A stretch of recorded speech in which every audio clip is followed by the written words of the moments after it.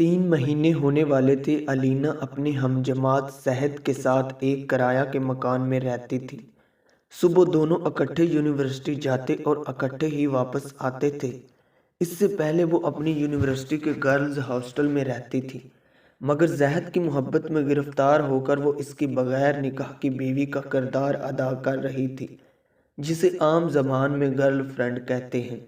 अलीना के वालिदैन ने कभी सोचा भी ना होगा कि जिस बेटी पर वो भरोसा कर रहे हैं वो इन्हीं की कमर में एक ऐसे लड़के के लिए खंजर घोंप रही है जिससे मिले 6 महीने भी नहीं हुए थे। रोज़ रात को ज़हद के दोस्त भी मकान पर आ जाते थे और अलीना, जिसने कभी अपने भाई को पानी तक नहीं पकड़ाया था, वो ज़हद के दोस्तों को सालन, रोटियां और चाय बना कर देती थी।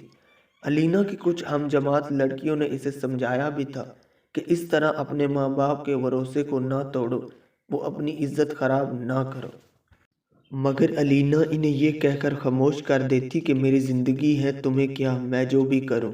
2 साल गुजर चुके थे और इस दौरान अलीना ने ज़ैद को बहुत मर्तबा कहा कि हम निकाह कर लेते हैं, मगर ज़ैद इसे हर बार टाल देता। ये सिलसिला इसी तरह चलता रहा। अलीना ने बहुत चालाकी दिखाई और अपने वालिदैन को इस सब की बिल्कुल भी खबर ना होने दी थी। अलीना उम्मीद से हो चुकी थी। जब इसने ज़हद को बताया तो वो चौंक सा गया। ज़हद को ये सुनकर गुस्सा आ गया था। 2 दिन गुजर गए मगर ज़हद ने अलीना से बात तक ना की थी। वो शख्स जो 2 साल से दिन रात मोहब्बत के नगमे गाता था, अब वो अलीना की तरफ देखना भी पसंद नहीं करता था। अलीना भी ज़ैद की इस रवैया से बहुत परेशान थी। दूसरी परेशानी इसके पेट में पड़ रही थी।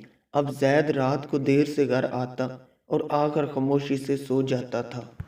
अलीना रात रोकर गुजार देती, मगर ज़हद को इसके रोने से ज़रा भी फ़र्क नहीं पड़ता था। एक दिन अलीना ने ज़हद के करीबी दोस्तों को ज़हद की मौजूदगी में बुलाया और इन्हें पूरी बात बताकर कहा कि भाई प्लीज़ आप लोग ज़हद को समझाएं और इससे पूछे कि ये मुझसे बात क्यों नहीं करता, मेरा क्या कसूर है। ज़हद के दोस्त इसकी तरफ उन्होंने ज़हद से बात करना शुरू की।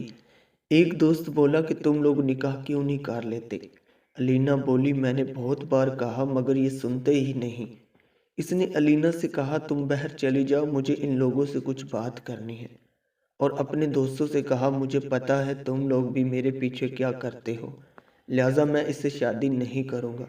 ये सारी बातें अलीना ने सुन ली और एक रात जब उसने अलीना से कहा कि चलो आज फिर हिसाब किताब बराबर करते हैं, तो अलीना ने मुस्कुराते हुए कहा ठीक है। और इसे नहीं पता था कि इसके हाथ में चाकू है। इसने चाकू इसके सीने के आर पार कर दिया और वो तड़प तड़प कर मर गया। अलीना ने कपड़े बदले और बुर्का पहनकर बहन निकल गई। वो खुद से बातें कर रही थी और अपनी किस्मत को कोस रही थी। अब इसे अपनी गलतियों पर पछतावा हो रहा था, मगर अब वो अपनी गलतियां सुधार नहीं सकती थी। इसने खुद से कहा, मेरे साथ ठीक ही हुआ, मेरे जैसी का अंजाम यही होना था। मेरे वालिदैन ने मुझ पर भरोसा किया और मैंने एक अजनबी दरिंदे की खातिर अपना मजहब, बाप का मान, भाई की इज्जत, माँ का एतबार और अपनी आबरू सब लुटा दी। मेरा यही अंजाम होना था, नहीं बल्कि ये भी बहुत कम है। ये सोचते हुए वो मेन रोड पर चलने वाली तेज़ रफ्तार ट्रक के सामने कूद पड़ी और अपनी जान गंवा दी। आजकल यूनिवर्सिटी की कमी और मेरिट की वजह से बच्चियों को दूसरे शहरों में तालीम हासिल करने के लिए जाना पड़ता है और घर वालों से दूर हॉस्टल में दिन गुजारने पड़ते हैं। इस तरह वो घरेलू पाबंदियों से आज़ाद हो जाती हैं और इस तरह के रास्तों पर चलना शुरू हो जाती हैं। आई होप सो कि इस वीडियो से आपको कुछ ना कुछ सीखने को मिला होगा। मिलते हैं किसी नेक्स्ट वीडियो में। मुझे दीजिए इजाज़त। अल्लाह हाफिज़।